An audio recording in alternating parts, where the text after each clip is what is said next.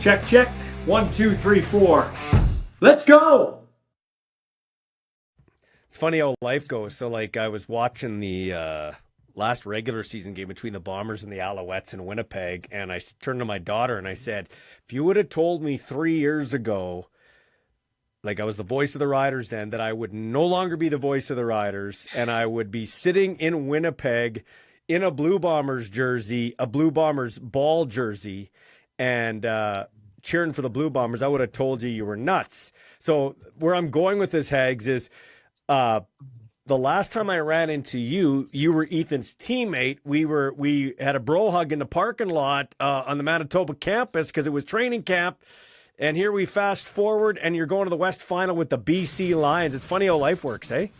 Yeah, it's crazy. I didn't expect that in training camp that I'd be with the Lions. Certainly a weird feeling, especially since we being on the other side of it. We played BC the first couple weeks, and then fast forward like 3 weeks, and then I'm on their team now. So yeah, it's funny how things work out and stuff. But happy to land on my feet with a good team out here in BC, and we're rolling. So I'm excited. Yeah, and I mean, you've got some Canadian depth at safety, obviously. Beaulieu got hurt, but of course, Finley, a high draft pick. But you're a guy that brings moxie. You've played some defense in this league, but you're a four core guy. You're out on special teams running around, and I've learned intimately that special teams, not like I didn't know it before, but when you pay attention to it more, like special teams is a big deal in this league. So you're a valued commodity, obviously, landing on your feet in BC. Yeah, special teams is everything in the Canadian game. I think that's what makes it so special. Just with not having the fair catch and the bigger field, special teams plays such a bigger role in our game, which I love, and I've embraced that the last few years. And I've come to love it. Have you had, listen, I don't want to get into too much of the minutia of the rules, but it's going to affect the kicking game. In 2027, and you're a young guy, so I expect you to still be in the league. Have you thought about that and how it might look different? Like, are you in favor of kind of moving the goalposts back? To me, I've never seen them as a big problem, and I've always liked the Rouge and the missed field goal, especially this year. Hey, the Bombers had Vavel running them back left and right. Yeah, I'm not a huge fan of moving the goalpost back. I think you're going to see teams going for it a lot more on third down, especially kind of in that 30 to 40-yard line range, where it might be too far for a field goal now. So I think you're kind of taking away from that, and you're making it more difficult on defenses to get off the field. As far as the Rouges go, I always kind of like the Rouge. Like, I do feel like it's good that they're keeping it in, where if you get tackled in the end zone after you miss a field goal, then it's still a point. I think that's pretty fair still. Yeah. With the ball going out of the back of the end zone and you getting a point, I don't think that's always the best. You know, Toronto won a game last year up a missed field goal, and they're all celebrating. And us in Edmonton too, we won a game in overtime versus Toronto by punting the ball through the end zone in overtime. So I don't think you should necessarily be rewarded for that, but I do like that they're keeping it in if you still tackle the returner in the end zone. See, and I don't think they would need to move the goalposts, and you'd know what I'm talking about here. They could have just turned to amateur football, and the rule was if the field goal goes wide or the punt goes in the end zone, if the guy tries to bring it out and he gets it out of the end zone, it automatically comes out to the 20-yard line. And I think that's probably what they should have done. So it encourages the run back, and you don't have to move the goalposts and all that type of stuff. But I just wanted your comment on that. So Josh, how tough is it though to go? Like you were with the Bombers, then you left for a bit. I think you went to Saskatoon and trained with Joel Lipinski a little bit there. I saw as I follow you on Instagram and stuff. And then you get picked up by the Lions. How tough is it to go to a team mid-season that started slow and then is really red hot? I mean, that's easy, right? But to actually join a team midstream, is there a lot of difference between what they do special teams wise, what you did in Winnipeg, and what you did maybe in Toronto? So the first part, it is certainly difficult joining a team midway through. You know, you got a new locker room and coaching staff that you got to get accustomed to, different nuances, different terminology, different playbook, all that sort of stuff. You kind of got to start over in a sense too, and gain trust with your teammates and your coaches. Especially picking up mid-season too, when the game plans are flying and stuff, and and stuff like that is a bit difficult for sure. Is a challenge and stuff, especially when you get your mind wrapped around on one team and stuff like that, and all your, like I said, your terminology and plays and stuff are one way, and then you got to switch it up. As far as the special team stuff, I feel like special teams for the most part is very, very similar in your roles and stuff. Like when I came over here, I was playing the same positions that I've played on all core four special teams on Toronto and Edmonton and even Winnipeg there in training camp. So I found like the techniques and stuff don't really change. Maybe just some of the terminology and stuff, what they do, or what the coach wants to see in terms of like aggressiveness downfield too. Like some coaches want you to break down more when you get towards the halo. Some coaches want you to just fly and dive, and if you miss, you slow them down. So some of those things are a bit of a change, but for the most part, it mostly stays the same for specials. How did it feel there, man? I thought it was outstanding from a Regina point of view. Josh Hagerty comes down and he punches the ball out from Brooks. Like, you're being blocked, but you get that hand free and punch the ball out. And then I think Kieran Poissant, the former Miller Marauder. So a Campbell Tartan punches the ball out and a Miller Marauder scoops it up and recovers. Kieran Poissant, a receiver, but hey, you got to cut your teeth playing special teams. That was a real defining play late in that ball game. Yeah, it was huge. You know, neither team had turned the ball over at that point. It was a tie game, minute 12 left. They had the momentum as it seemed. And so it came at a really crucial time. Like I was telling the guys when we went out there, like we have to get this ball out. Like we need to flip the field and change the game. We need to help out our offense and get them in good field position. So like, don't go for the tackle as much, just go for the ball. And that's what I told myself and everyone else going out there. So I was ecstatic to see that ball fly out, and then Kieran to be in a great spot and scoop it up and stuff. And I was super proud of him and stuff. So it was cool for the Regina guys to make the plays there. Hey, and how about like I think Trey Vavel, and I'm not being bomber ballsy here. I think Trey Vavel is deserving of Rookie of the Year honors and Special Teams Player nod. But you could make a definite case for Robert Carter Jr. Like he had a spectacular interception earlier this year. I don't know if you're on the team yet, but then he had that nice kickoff return or punt return for a touchdown here against Calgary. Like he could have got the nod too. Yeah, he's had a tremendous season. He's such an athlete. He just keeps amazing us always by his athleticism and his playmaking ability and his confidence that he has. He's certainly spectacular. I think he has like 4 or 5 interceptions on the year, and now a kick return touchdown to go with that. And it's really one of the first times he's touched the ball on kick return too, as we don't see that many crossfield kicks that go to him. So yeah, he's had a great season. I love Trey too. Like that's one of my buddies too. So he's had a great season too, and he's a spectacular athlete. Yeah. But I think there could be an argument for Rob as well. Yeah, for sure. So you've lived in the 2 most expensive cities in the CFL, Toronto, and now you go to Vancouver. But your family's played a huge role. Obviously, your mom and dad helped you out when you're first cutting your teeth in Toronto, just like Ethan's mom and dad did in Winnipeg, although a lot cheaper to live in Winnipeg. And then now you land on your feet with your uncle. Tell me about that. It's kind of cool that, you come in late, that everybody's got their roommates. What am I going to do? And you end up with your uncle, which is cool. Yeah, it works out really well. So he lives not too far away from the facility in Surrey. So it worked out super well that he offered me to stay here with him. And it's been really good to have like family here and someone to come home to that's a relative and support, and he's always coming to the games and stuff. So it worked out really, really well. So I think the most important thing in the CFL is the C. I'm never going to back down from that. I like Americans too. We just talked about Carter. You got a lot of great players. I mean, Hatcher's the best receiver in the league. There's lots of great players on your team that are American. But one of the disappointing things for me in the 2022 Grey Cup, other than being the voice of the Riders, and they didn't even come close to competing for the Grey Cup, was I wanted to see Josh Hagerty play the Grey Cup in his hometown. And although you were there on the sidelines and had a contributing factor in getting the Argos to the Grey Cup, you couldn't play because of a foot injury, I believe.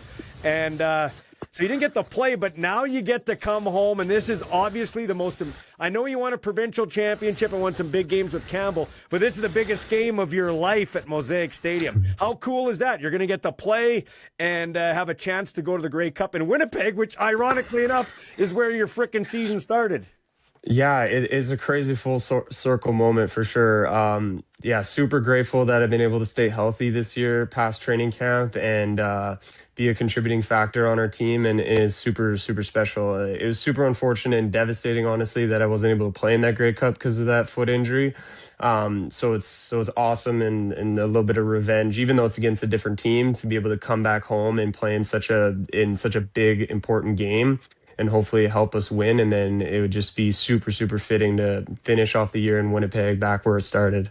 Does I don't think I've asked you this. Does not playing in that Grey Cup, because you did some great work to help the team get to that point, but obviously you didn't get to play in it. Did it take some of the shine off of that Grey Cup ring for you? Personally, yeah, like all the supporters around me and stuff made me feel like it's no different and stuff, and I still helped the team get there, which was true and stuff, but it still stings not being able to play in that game, especially as winning and stuff, and you don't get to play. It certainly sucks and stuff, but I was just grateful for the fact that we got to that game and then we were able to win, and then my teammates helped us out too to get that cup and stuff. It certainly would have been awesome to play in that game, but I just go back to I helped us get there and stuff and had some big moments in that season. So that's what I can hang my hat on. So mom and dad will be at the game. You having is your sister going to be there? Or is she busy doing U of S athletic things? She's a track athlete. Yeah, she's going into her final year with U of S track. She should have an awesome year, but she's unfortunately not able to make it. She's got an early morning the next day going on vacation, so she's not able to make it. But yeah, I'll have my family there and my fiance's family there and some grandparents. So yeah, super excited to have them there. Yeah, what's it like? What's it gonna be? I asked Ethan, like he played, first Labor Day Classic. He'd sat in those stands and wanted to be Weston Dressler, and now all of a sudden he's the villain. He comes in there and he's wearing the Bombers stuff. What's it gonna be like for you to actually run onto that field and play a game to go to the Grey Cup? That's outstanding. Like, I'm getting goosebumps just thinking about it. How about you? Yeah, it's super cool, especially super fitting that it's back in Regina and we could take down the team that I grew up cheering for. It certainly is special. But I'm just going to treat this like any other game, just like I did last week. You can't put any extra pressure on yourself because then you just get nervous and then you play tense and that's not what you want. So for me and my teammates, it's just another game. You and Pickett are used to the weather, but there'll be some guys that maybe, or do we make too much of that here in Saskatchewan about a West Coast team coming to play in Saskatchewan? It's supposed to be -5. It doesn't look like there's any precipitation, but it'll be -5. I know you'll be good. You got the long hair to help cover up the neck, but do we make too much of that here? Like weather's not really being mentioned or a factor in your locker room right now? Yeah, like that's certainly something that Coach Buck has talked to us about, that like we'll play anywhere in any weather. It doesn't really matter. It's just a mindset, honestly. It's how you approach it. If you tell yourself you're cold, you're gonna be cold. But if you tell yourself it's not cold enough, then you'll be fine. So we've been lucky to have really nice weather out here, so we don't get a practice in that super, super cold.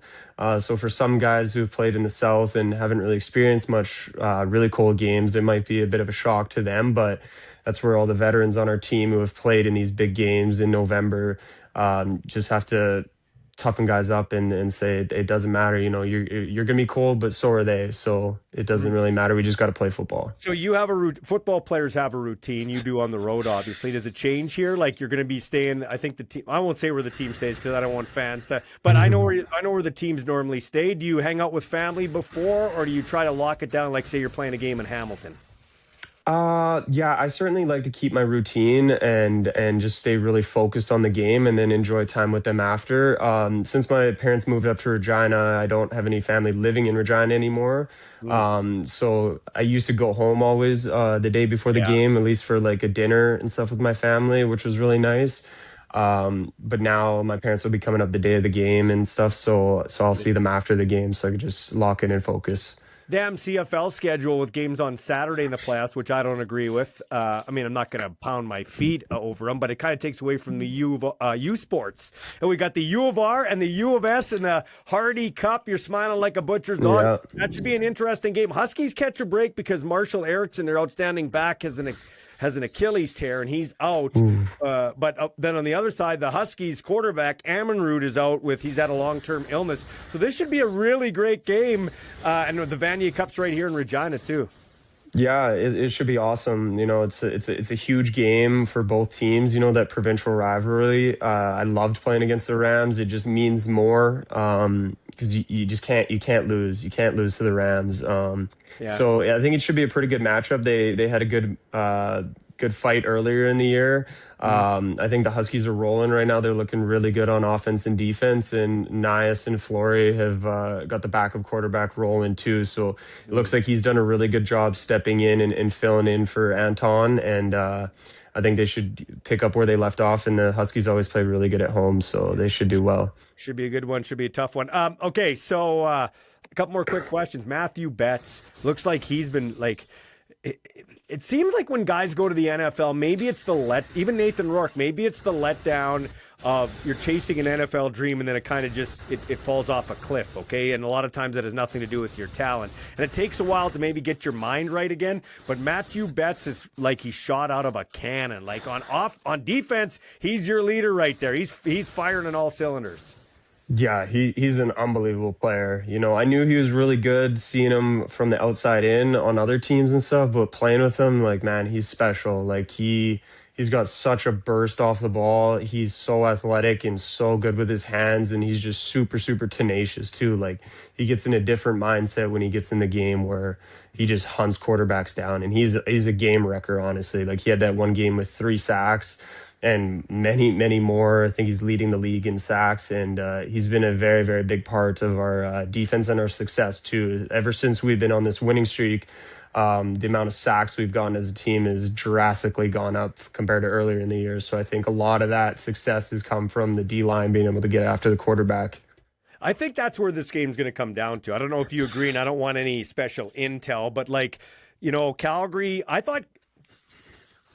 I'm just being honest here, okay? That's me. I just call it like I see it. I thought Calgary, not saying you didn't deserve to win, but I thought in some cases they outplayed you guys for a good chunk of the game. They were very physical. They were on top of Nathan Rourke. I feel like this game's going to come down to that too, and it's no big hot take. Like football basically is won in the trenches. It really is. I think that's where this game comes down to. Can you guys get Trevor Harris off his spot? And can you make their quarterback uncomfortable and keep your quarterback comfortable? That's where it's going to come down to in this game.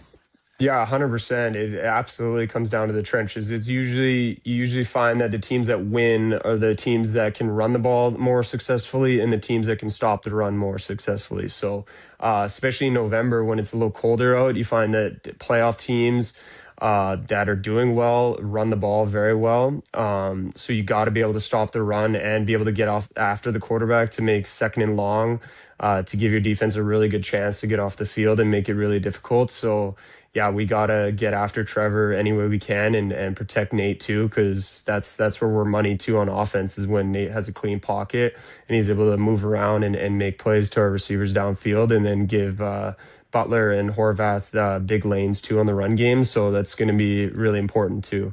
So I had Nathan Rourke, I think, ranked 4th as my 4th top Canadian coming into the season, and I said I'd revisit it at the end. There's no doubt about it. He's the top Canadian, and he's the MOP, and I would have given him the MOP award right after he said the rule changes were garbage, and the fact that he didn't back down from that. Like, I like the fact that he's really waving the Canadian flag as a face of this league, but just talk about his talent and his leadership. He looks like he is playing on another level.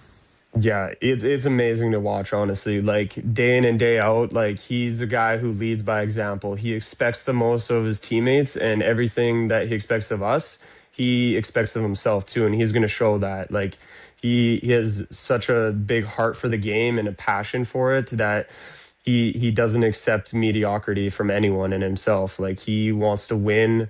He's a great leader, very supportive of everyone else. He'll take the blame when he needs to and stuff. He doesn't pass it on to anyone else. He's supporting the defense and special teams all the time, and he's just an absolutely phenomenal player. Some of the things he does, it just amazes me every single week. There's always 1 or 2 plays that it's like, how did he make that? Like, how did he get out of that sack and make that throw downfield? It's so fun to watch. So Mario Alford's always been dangerous. I haven't checked the Riders' injury list. I don't know if I think he's playing. But what do you see from the return game for the Saskatchewan Roughriders here that you're going to have to watch out for in this game? Because, hey, the third phase of the game could be huge. You don't know what the wind's blowing like. Yeah, it could be inclement weather. That could factor all into it. Yeah, absolutely. Special teams is massive as we saw in last game. Like special teams with our fumble recovery and our return touchdown, it changed the game honestly for us. So we need to have another huge game. Mario is super dangerous. We were able to contain him last game. And for the most part this season, he hasn't had his best season, but he's super dangerous, and we know that. And they're a good blocking team as well, and they're good in their coverages. So it's going to be a good test in a very physical game. So we're going to have to bring it. He's one of those guys where you have to keep contained. I know Ethan was telling me when he was doing the film work on him, he said, like, you before the Labor Day game, you got to watch, because if you're on the backside in the coverage on, let's say, kickoff return, he's likely to bounce it back against the grain, and he's pretty good at that. He's made a living off of that. Yeah, absolutely. You just got to do your job and trust that your other guys are going to fill their lanes properly and not give him any explosive plays that he makes on his own. You know, you gotta be able to set the edges and keep him contained and slow him down. You can't let him get any speed or momentum out of the gates, because once you can stop his feet, then you at least get the rest of the cover guys downfield to be able to stop him. So it's huge to just do your job, stay in your lane, and contain him. That special teams is unbelievable, isn't it? It's like a 60-yard street fight, a 60-yard moving street fight, isn't it?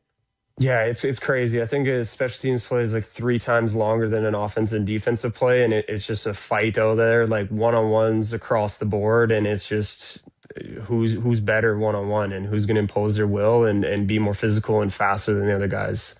Do you usually, at the end of the game, find that guy that you've kind of been battling with all game, and go find him and exchange your pleasantries or respect? That's what I love about football. You can bang heads for 60 minutes, and at the end, you shake hands like men. Yeah, no, 100%. Like I find myself doing that all the time after the games. Is like you said, it's a mutual respect for sure, because both guys are battling, and you got a lot of really good matchups with some really good players in this league. And so I tip my cap to them. Like after the game, like during the game, like I'm gonna do everything I can to beat you, and you're not gonna make the play, and I'm gonna make the play on you, and I'm gonna show that I'm better than you. But after the game, it's all love and just showing respect for guys, because especially a lot of the special teamers are Canadians too. You played against, or you know them from a mutual friend or something like that. So it's cool to see other guys doing well, and you just gotta tip your cap. And how nice is it now that you're living in Vancouver to get that extra playoff check, and I get to get a little more per diem money too, if I'm not mistaken. Yeah, I'm not sure if the per diem changes at all, but it's more than if you're at home where you get nothing. Oh no, it changed a little bit. At least Ethan said he's texting me. So are you frugal on the road? Like you get X amount of dollars for per diem. Do you try to cheaping out of the road so you can pocket some of that cash? Yeah, for sure. Like we get more than enough per diem to feed ourselves. So I keep all my cash and just keep collecting it. Like I think over the years I've just pocketed most of my per diem and then just tried to eat pretty cheap and stuff. And so it's a nice little kind of bonus cash at the end of the year. Nice little Christmas money, hey? Yeah, Josh, yeah. There you go. Hey, well, hopefully you get another. So you have a fiance. When are you getting married? Do you know? Have you picked a date yet? Yeah, it's in April, end of April. This coming up year. Wow. So you're gonna get the second or third most important ring in your life, like the Argo ring, this ring maybe this year, and then the main one coming up here. Yeah, it could be a big year for rings for sure. Hopefully getting 2 more. That's for good. For sure 1 more. Hopefully 2 more. Well, you're getting 1 more for sure, Yeah, unless you screw something up. And hey, you could get 2 unless you screw something up. Best of luck, man. I'm cheering for you, and it's great to see that you're going to play a contributing role in a big game at Mosaic Stadium again. Thanks for your time, man. Awesome, thank you. Athletes aren't built during the season, they're built here in the off season, where real progress happens. At the Den Sports Performance and Agility Center, they don't just train, they develop. For athletes ages 13 to 17, they offer team packages and individual group training with up to 5 weekly sessions of your choice of dryland or strength-focused work. Every program blends strength, agility, balance, mobility, speed, and recovery with a focus on durability that most programs overlook. Because showing up on game day means staying strong all season. Every session is coached by a certified speed and strength specialist and focused on long-term athletic success, not quick fixes. Flexible programming, real results. The Den Sports Performance and Agility Center is where serious athletes level up. Book your spot now at thedenyqr.ca. Well, thanks for checking out Ballsy Uncut. Thanks to all my sponsors for getting on board. If you'd like to sponsor this podcast, I know we talk a lot about football because I feel that's the game in our country that needs a lot of love, especially at the pro level, but the amateur level too. Got that big Hardy Cup game coming up here. Can't wait to see the Huskies and the Rams Saturday from Saskatoon. Too bad the CFL semifinals are on Saturday. Kind of takes away from U Sports or junior football with the Saskatoon Hilltops coming up here taking on Okanagan. And yeah, Saskatchewan, what a football hotbed. You got the Riders hosting the West Final. You got the Hardy Cup between the two Saskatchewan teams. The Hilltops coming back in miraculous fashion, beating the Thunder, hosting Okanagan, going for another Canadian Bowl championship. Good luck to Tom Sargent and the gang there. But yeah, I mean, Luke Wilson was interviewing Brett Jones, and it was a great interview.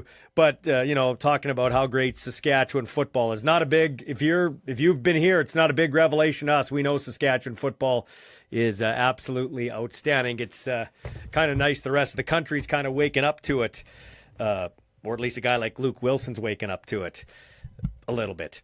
All right, so yeah, but I can't wait to see what shakes down in those games.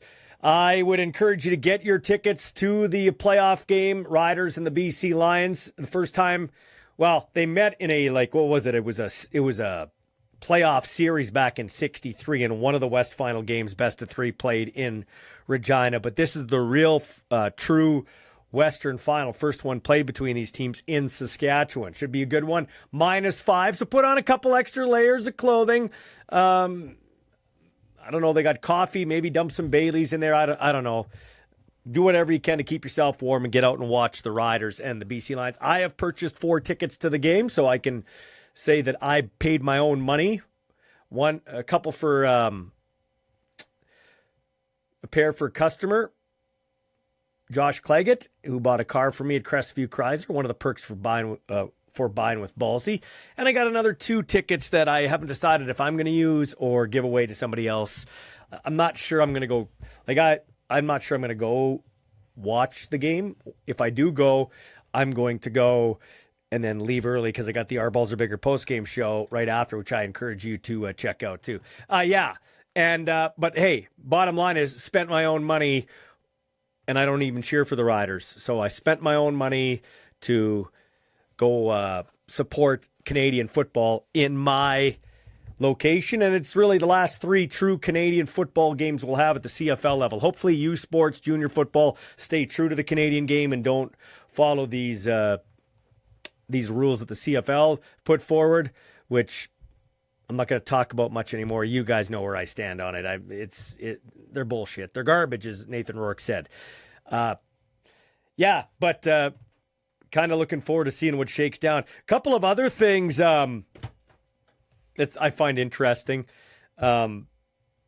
Davis Alexander against the Hamilton Tiger Cats. We got a great matchup here. Out west, we got the old guy, Trevor Harris, against the young guy, Nathan Rourke. Old versus new. We got the legend versus a guy who will be legendary in his career if he stays around long enough and continues in the trajectory he's on, Nathan Rourke. And really, in order to be a true Canadian Football Hall of Famer, Trevor Harris needs to win a Grey Cup as a starting quarterback. That isn't a shot on how good he is. He's a great quarterback, good guy off the field, good father, but he needs to win to be considered a Hall of Famer, I believe. Won, but never as a starter. And this is probably his last legitimate shot. Maybe they'll bring him back next year. I don't know.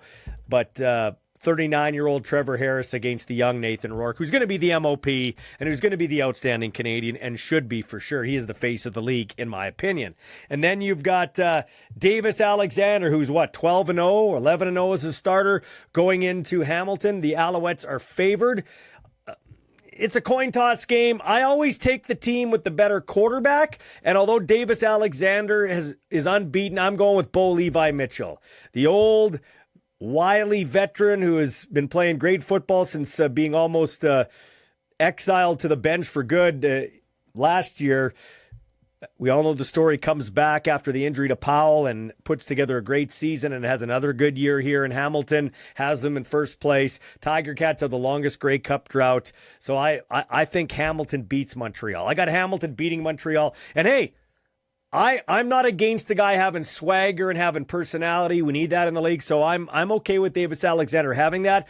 But football can humble you in a hurry. And in my opinion, he's shooting his mouth off a little bit too much. You know, we could have put up 60 on the Bombers. Maybe you could have. But you also almost let the Bombers, you yourself, Davis, almost let the Bombers back in that game and steal one from you. So I'd be a little bit... I'd tread lightly on being cocky this week against the Tiger Cats because the king of cockiness, and he's backed it up his whole career, is Bo Levi Mitchell. So I got Hamilton over Montreal. I still don't know for sure. I'm going back and forth on the Riders BC. Right now I'll say the Riders. If the Riders D-line can continue to play the way they have, save for maybe a game and a half in the regular season, 2 games, if they play like they did for most of the year, the Saskatchewan Roughriders will beat BC because I don't know the BC's line can hold up, as we talked about with Josh Hagerty there. But really looking forward to this matchup. So I do encourage you to get your tickets. They've had 30,000 plus distributed. I'm not going to say sold because I know they've handed them out to a lot of tickets to sponsors to give away for free. A lot of businesses at discounted tickets, but whatever gets them in the stadium to be that 13th man for the Rough Riders, because it is the nicest looking stadium when it is full. Doesn't look so great. Looks kind of cavernous when it isn't full. And I realize people watch games differently now. But yeah, really looking forward to CFL final Saturday, as it were, in the Canadian Football League. So yeah, we'll talk a little Hardy Cup coming up here now with Ventson Donelson, former Saskatchewan Rough Rider. You saw an ad earlier, his son Shamar at the Den, but he also trains athletes off the off season, has his speaking business too, and coach of the Rams, getting ready to take on the U of S Huskies. Sad news for the Rams too, though. Chris Katende is going to have to stand up tall as a running back. They're going to need Owen Sieben to step up as quarterback and make some plays, as the injury to Marshall Erickson, the torn Achilles. And as we talk here, I talked to his dad earlier today, had successful Achilles surgery, ending a great year, but he'll be back next year. Hopefully better than ever. Marshall Erickson, great guy who was on the podcast last week. All right, we'll step back, take a break, and hear from Ventson Donelson of the U of R Rams, former Rider great.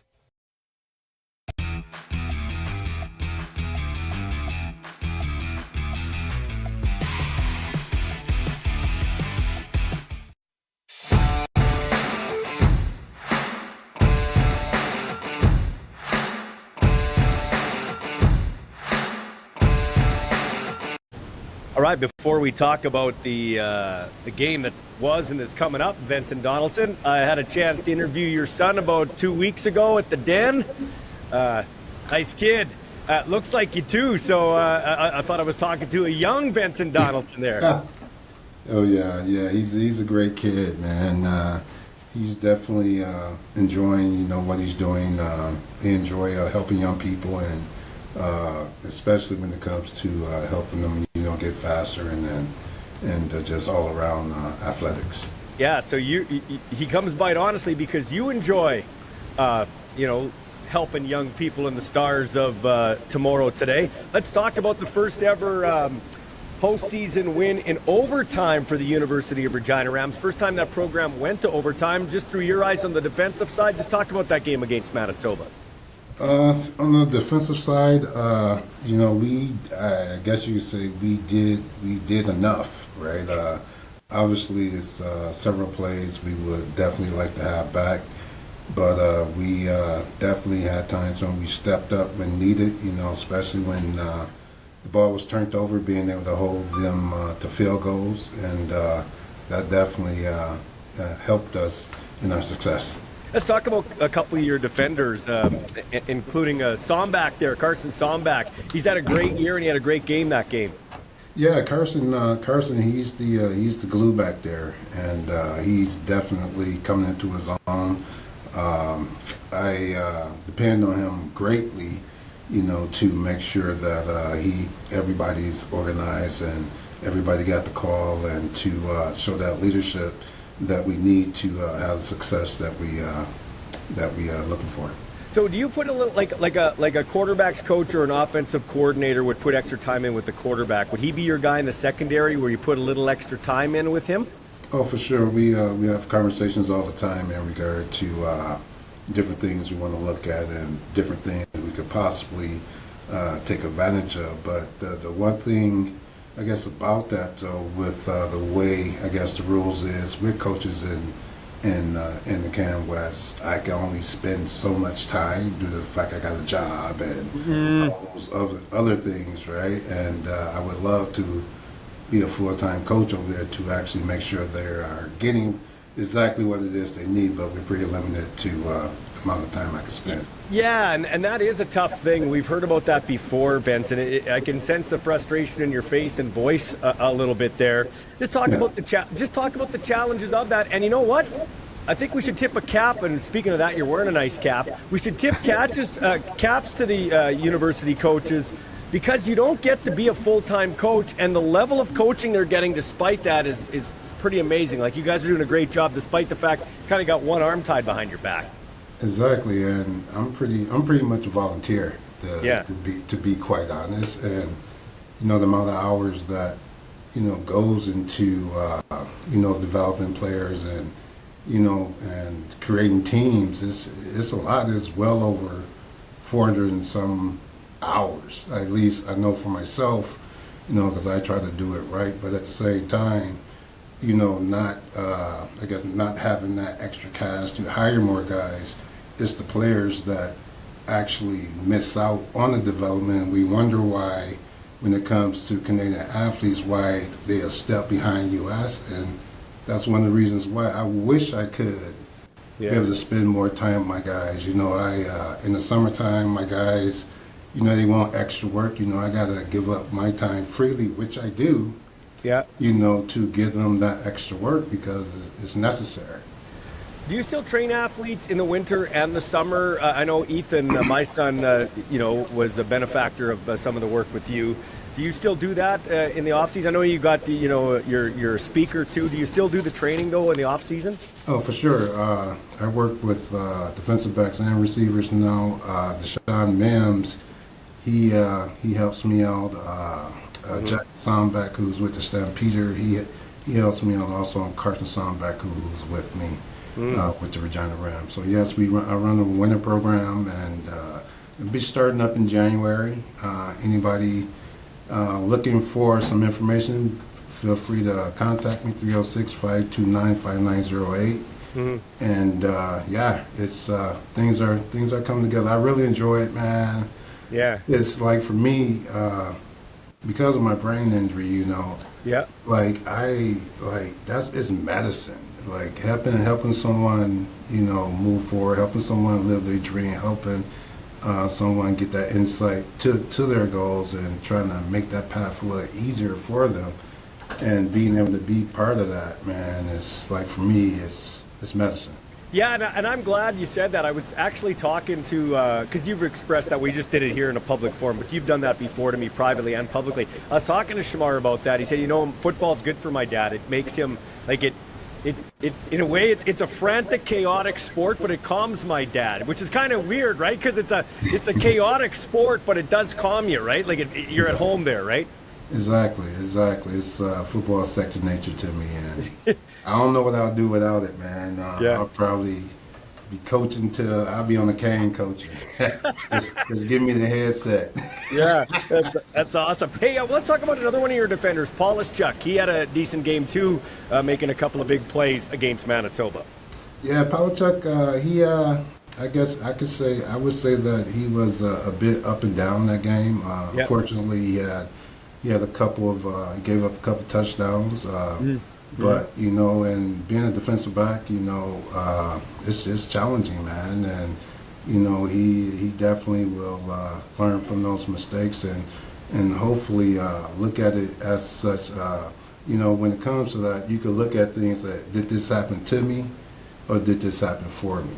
And he's definitely a guy that's going to look at the failures as this happened for me, and he'll learn from them and be better because of it. That's a good point, man. That happens to all of us. And, like even in my own life, I just hear that. It's like, yeah, do things happen, do they happen for you or do they happen to you? And I that's a good way to look at it, Ventson. And perspective. Yeah, it's all perspective for sure. So let's take some perspective now. Big injury for you guys. As we talk right now, I just reached out to my old teammate Colin Erickson. His son Marshall's going in for surgery, so obviously he won't be playing in the Hardy Cup. He is your best, most dynamic offensive weapon. What's the message on defense? Here's the thing. You guys used all three phases of the game to beat Manitoba, but sometimes one phase has to carry the water. Is that kind of the message this week? The defense, we're going to Saskatoon. We're trying to get back and be in the Vanier Cup in our own home stadium, so we got to carry the water this week. Yeah, I think every game is different and every year is different. I know last year, defensively, we were the ones that, kind of carried the team and where the offense just gave us enough. And right now, especially with having that injury to Erickson, obviously with specials and defense, we're going to have to pick it up a bit and help create more opportunities for the offense to take advantage of, whether it be a short field or a turnover or whatever the case may be. Yeah, so they don't have their starting quarterback. They've got their backup in there, Jake Farrell. They've still got Weeb and Riker Frank, the Regina kid, Riker Frank. Weeb was the guy that you guys had them by the short and curlies, and he got that touchdown late in the regular season. Yeah, I know, exactly. And really, that's the difference between home field advantage and not when you look at it.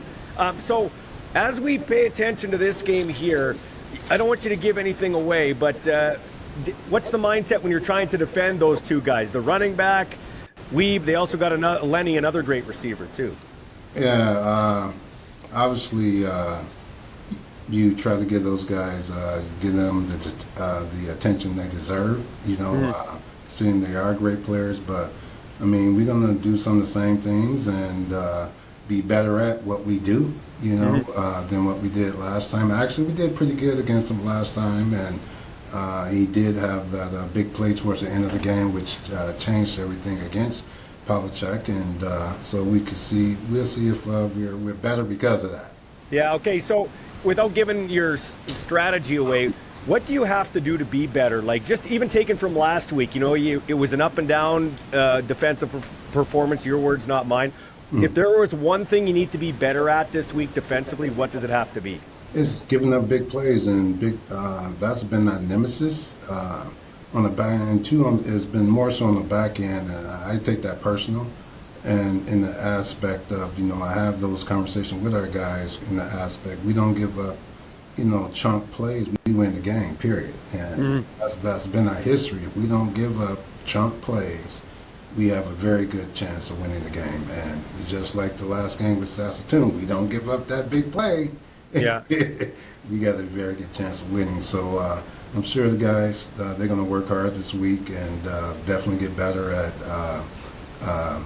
defending the deep ball. And we'll see, if all the hard work pays off against us this week, for us this weekend. I think I know the answer to this last question, but I don't watch you on the sidelines when I'm watching the game, obviously. But are you living through your players? Like, are you like, ooh, like, are you on the sidelines all juiced up when you're watching the game?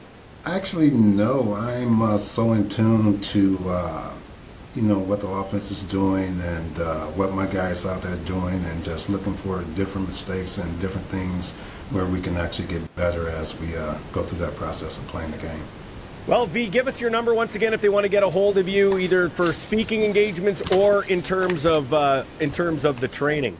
Oh, for sure. Phone number 306-529-5908, or you can go to Ventson.Donelson.com, and my information's there as well. Awesome, buddy. Thanks. Best of luck, man. Appreciate all you're doing to help grow the game, and go get them Rams, okay? I appreciate you. Take care.